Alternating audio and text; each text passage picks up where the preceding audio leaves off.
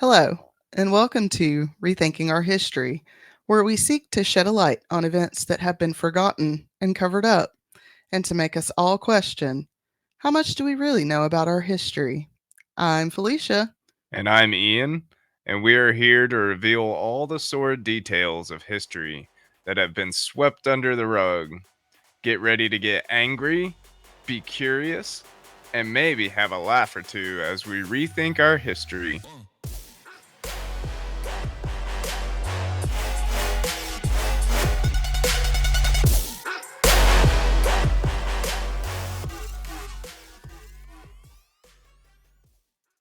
Hello, friends. Hey guys. Thanks for joining us for another lesson. We do have the child home, so if you hear yelling, that's what you hear. She's in the Gorilla Tag skate park. Yeah, she's in Gorilla Tag. That game. As much as I hate it and I find it like really annoying, it is such good exercise for her. Yeah. Like she be sweating. Yeah, at least when she's she gets done. At least she's exercising while gaming. Yeah, she's moving. It's better than us sitting on the couch playing Nintendo, eating Doritos and pizzas and shit. Yeah. She's up running around, Granted, sweating. the old Nintendo, you had to exercise to press the buttons. That would give you like carpal tunnel. Like there's literally like gamer thumb. Like that's a thing. Right. Gamer thumb. All right, let's get the business out of the way. If you found us here first and are a fan of the paranormal, give our flagship show, The Paranormal Lovers, a listen. Over 100 episodes about aliens, cults, ghosts, and all the spooky in between. We will be attending the Hauntlanta Paranormal Convention on the Lanier Islands on Lake Lanier from March 14th through the 16th. There is a link for tickets in the show notes, and I do recommend any brown folks that come to visit stay in Gainesville.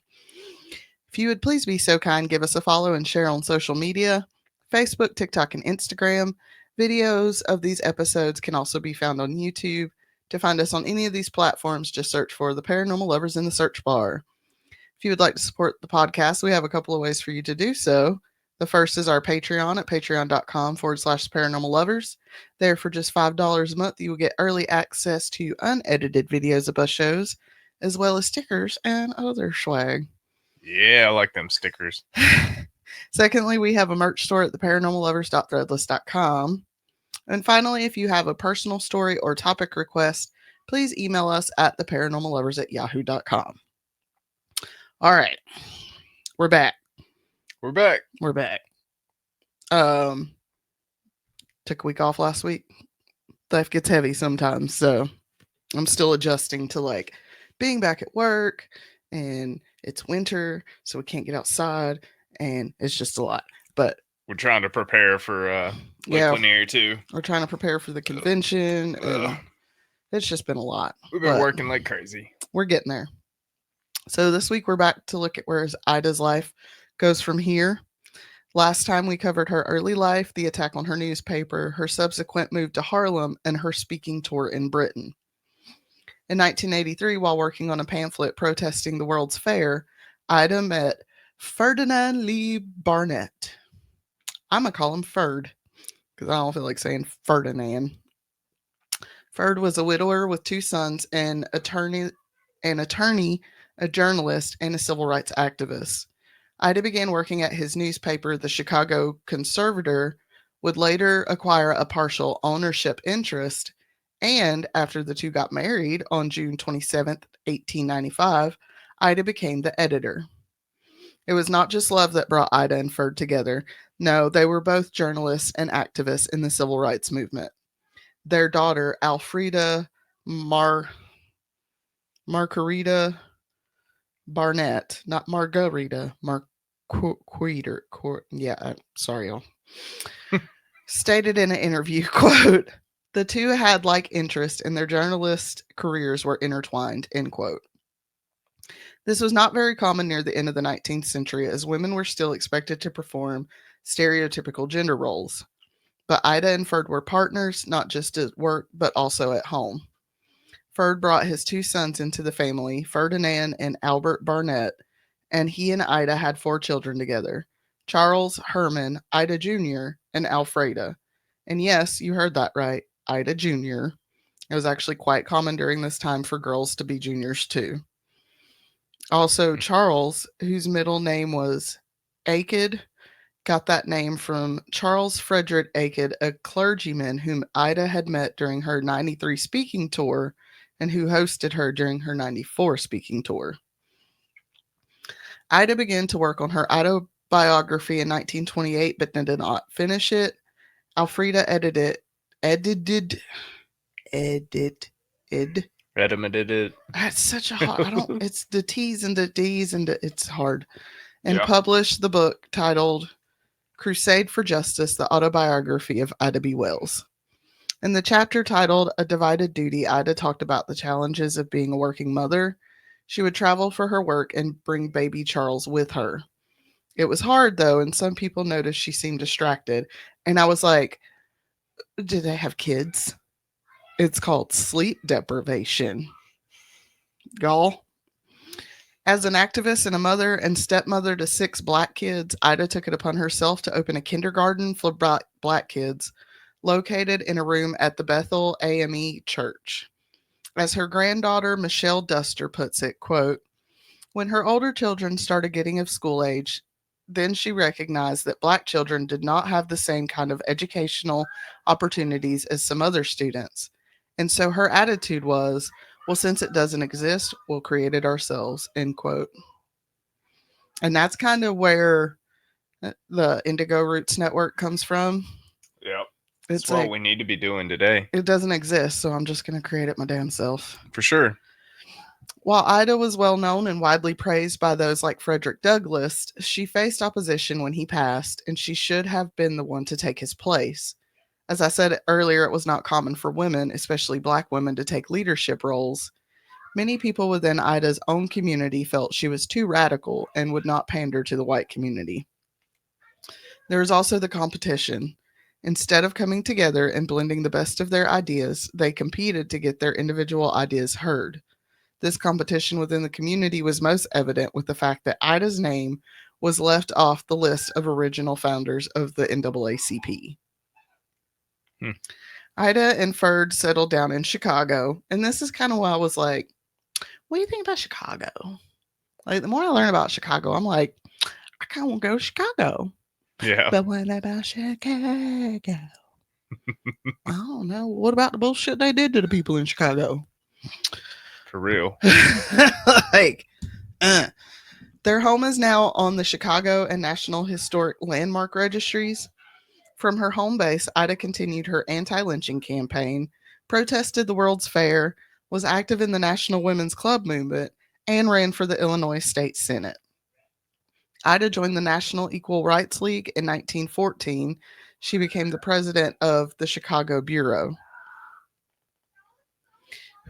Sorry, that was one hell of a scream. Back in 1893, Ida organized the Women's Era Club, the first civic club for black women in Chicago. That same year, as I've mentioned a couple of times, Ida and others worked to protest the Chicago's World Fair, known at the time as the World's Columbian Exhibition or Exposition. Real not fun fact that I realized and researched while doing this is the same time that Ida and her friends were protesting the exclusion of black representation at the World's Fair. H.H. Holmes was also in Chicago operating his murder castle. Damn, that's crazy. Like, think about that. It's a lot going on in that place, right? Fucking Chicago, am I right? Like, I was like, wait a second.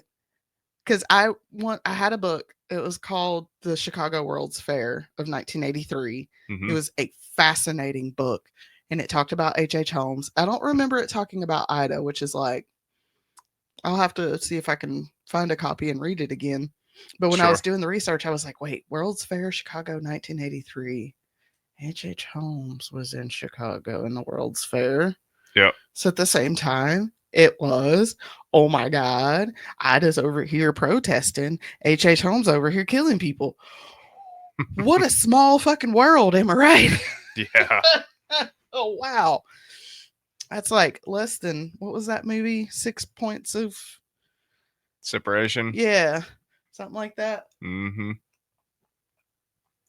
Oh, I put this in here too. Shout out to our friends over on True Terror on Tap. If you haven't heard of that, it is a show hosted by the B Hill brothers, the host of Indigenous Tales. It's a true crime show, and I'm just thinking, like, y'all need to cover H.H. Holmes because I want to hear Mike talk shit about Herman Mudgett. Yeah. Okay, because Mike talks a lot of shit on that show. Even the other day, they were like, "Oh, Mike." It's like, yeah. But I'm like, yeah, I kind of want to hear them talk shit about Herman Mudgett. So y'all need to cover Yeah. that on an episode of True Terror on Tap. That'd be awesome. Y'all really need to go listen to that show because they have covered some wild shit that I'm like, okay then. In 1896, Ida traveled to DC for a meeting where they formed the National Association of Colored Women's Club. She also helped organize the National Afro American Council and served as its first secretary. In 1900, Ida joined another fight when the Chicago Tribune published an article where it suggested that Chicago should adopt a segregated school system. Motherfuckers, what? Ida wrote to the publisher about her experience as a teacher in the segregated South. She then showed up at his office to try and talk some sense into him. That meeting must not have gone well because Ida then enlisted the help of social reformer Laura Jane Adams. Ida Jane and the pressure group they assembled are credited with stopping the adoption of a segregated school system in Chicago. When the suffrage movement began, Ida was there for the fight, but white women, am I right? Yeah. Ida's stance against racism and lynching saw her in conflict with white leaders of the suffrage movement. Most notable was the conflict between Ida and Frances Willard, the first president of the Women's Christian Temperance Union. Yeah, because we're going into the temperance era now. In 1893, while Ida was touring the UK shedding light on lynchings in the South, Willard was also in the UK preaching temperance and suffrage for women. The dispute started when Ida called out Willard for staying silent on the issue of lynching.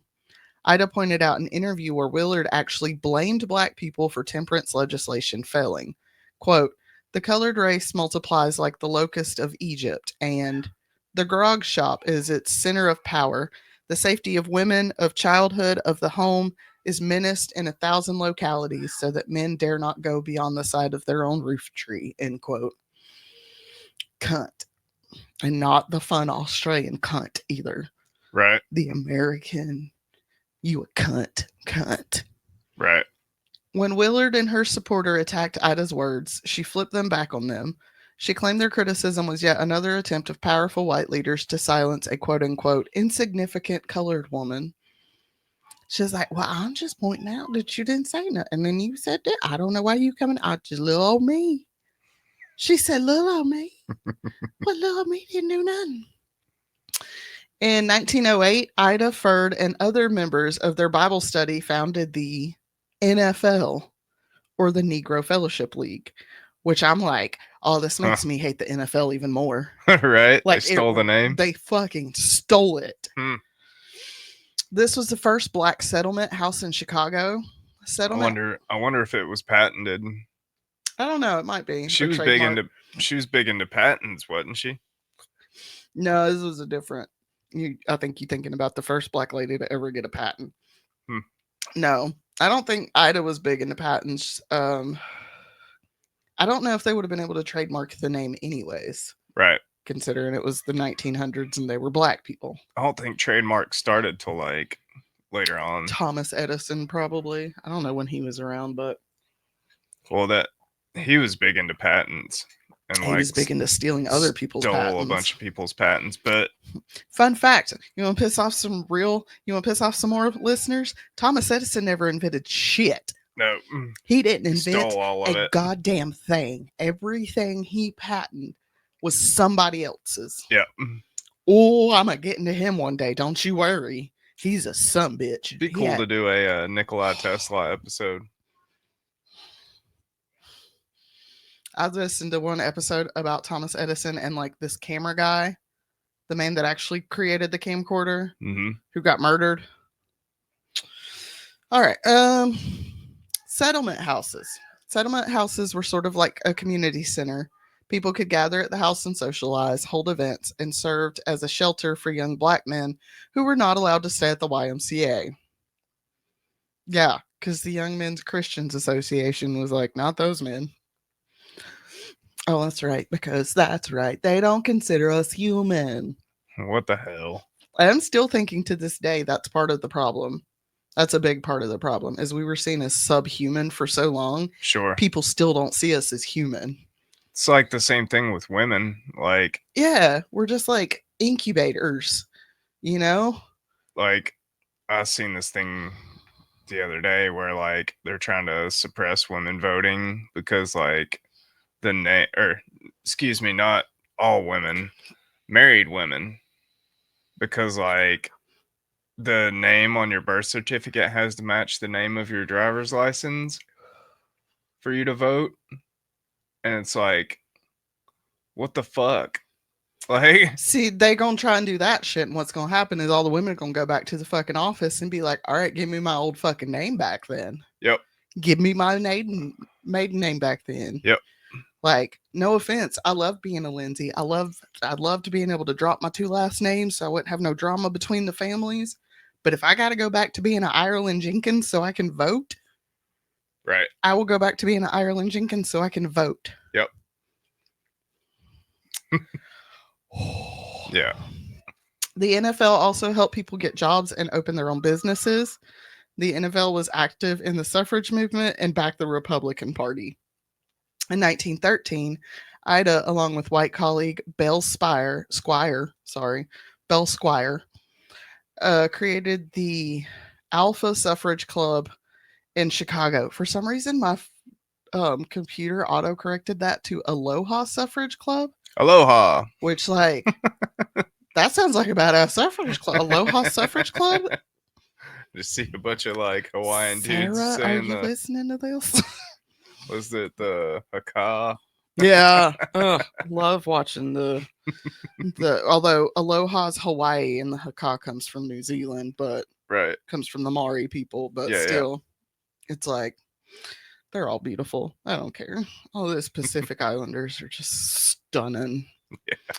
And their culture is stunning. For sure. All right. They created the Alpha Suffrage Club in Chicago. This club worked for voting rights for women, educated black women on engaging in civil matters, and worked to get black people elected to office. 2 years later, the club would play a critical role in getting the first black alderman, Oscar De Priest, elected in Chicago. As the Alpha Club was being formed, the National Women's Suffrage Association was working on a suffrage parade in D.C.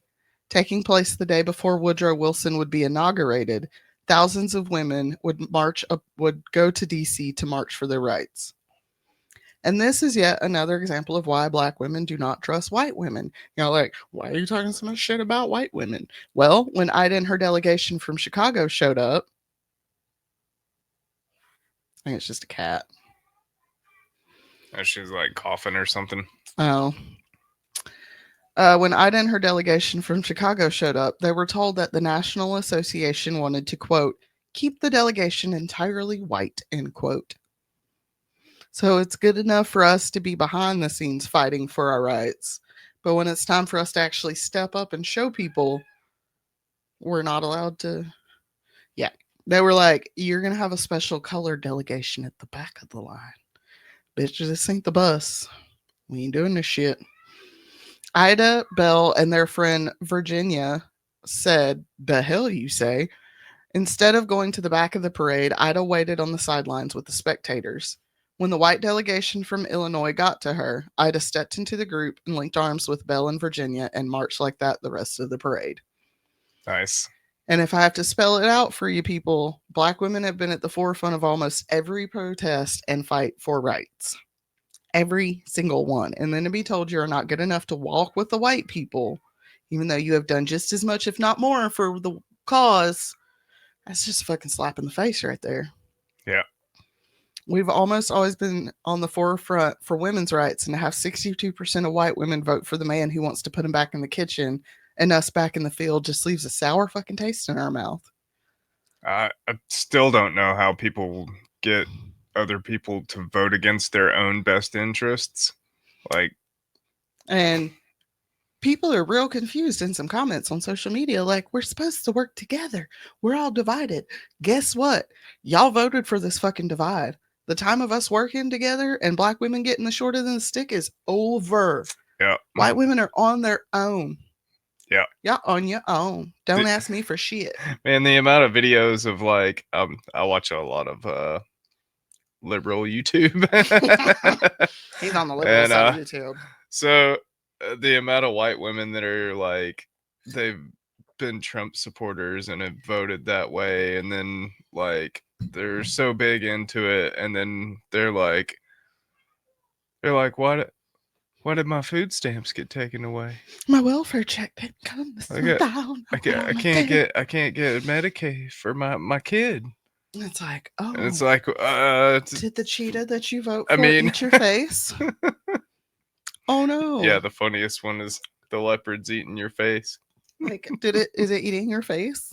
You thought you could pet it? They are. Good job. Good job. The leopards are eating my face. All the way back in the early 1900s, the government was keeping a list of people they feared could move people to a revolution. Ida was also put on that list as a quote unquote race agitator for simply saying we have a right to live and prosper. This was years before the FBI would be formed and begin their surveillance on people like MLK, Malcolm X, and Fred Hampton. We said this yesterday. I won't be surprised when my name ends on a list. Just FYI, I am not suicidal and I have no plans to run away. Just in case. Just in case. Right. We're going to get that out to the masses. Right.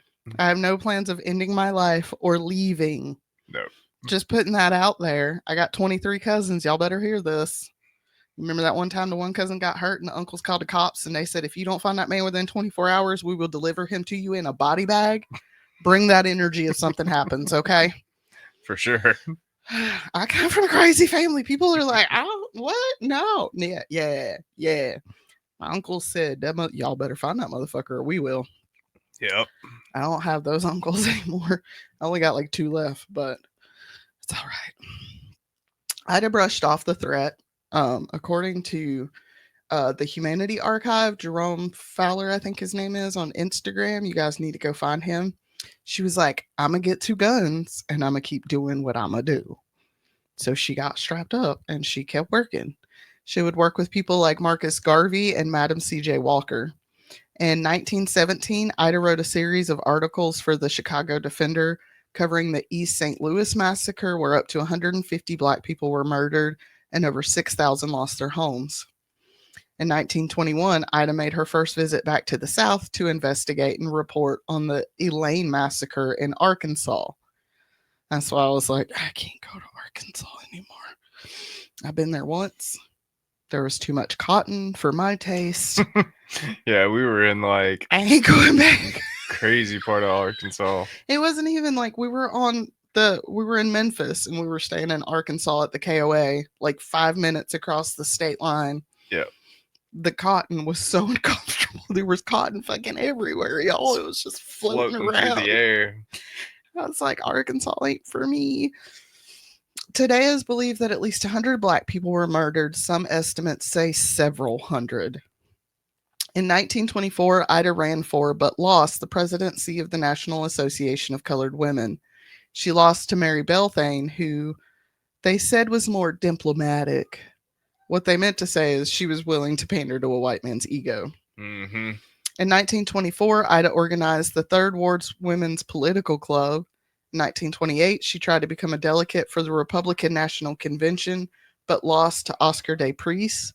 Ida began to become disillusioned with the Republican Party, especially once Hoover took office.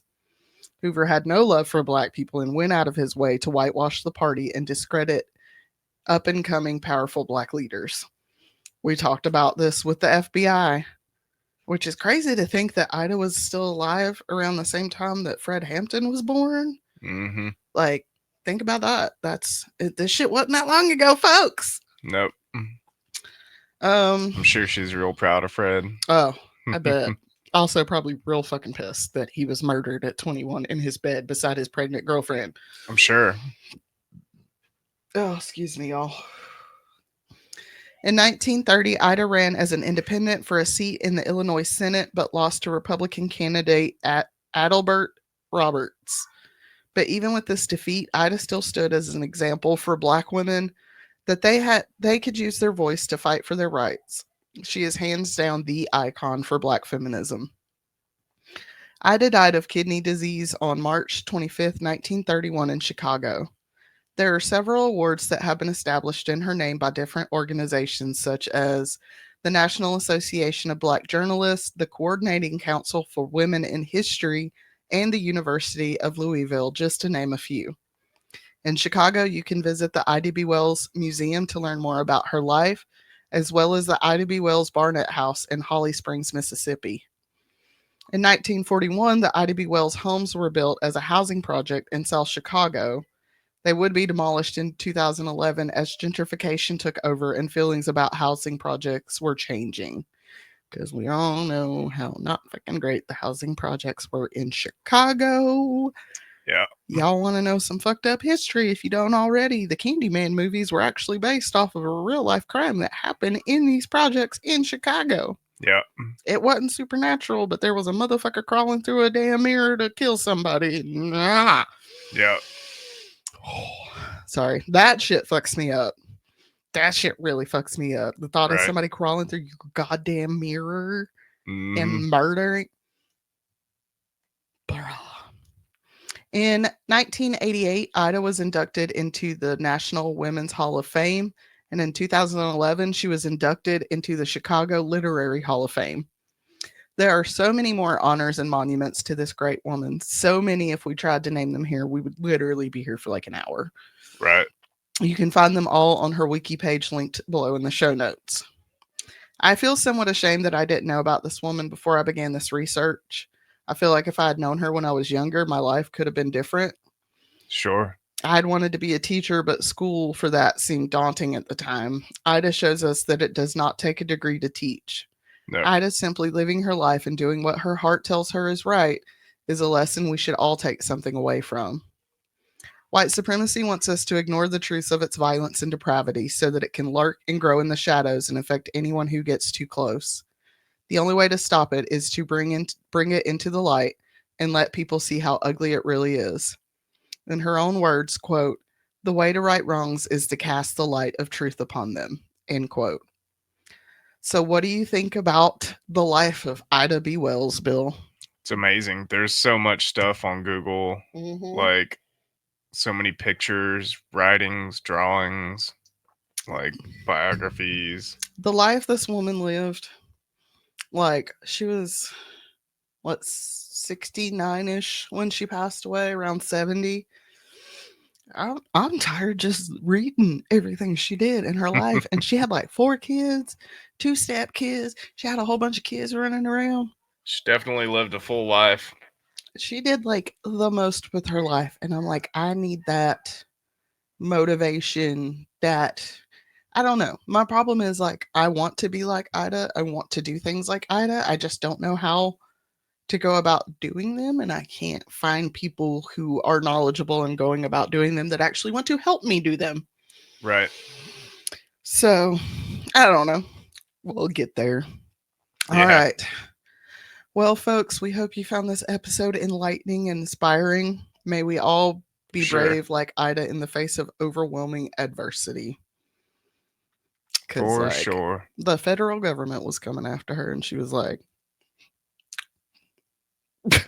she Yeah. was like, okay, I ain't scared. Well, we hope you guys enjoyed this episode, and we hope you guys have a good week, and we will see you back here next week. Love you guys. Love you. Bye. Bye.